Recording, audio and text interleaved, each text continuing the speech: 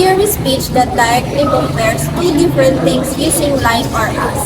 For example, her smile was as bright as the sun.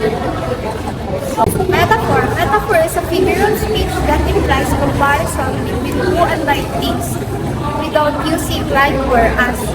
These examples are time is a thief.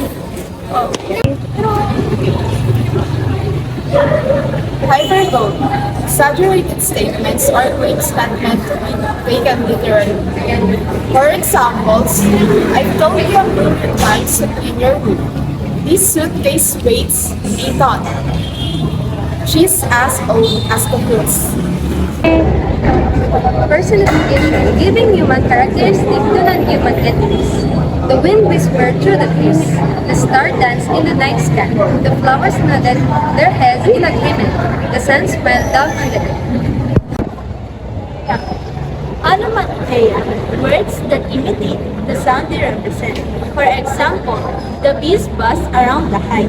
The next is the clock tick loudly in the silent room.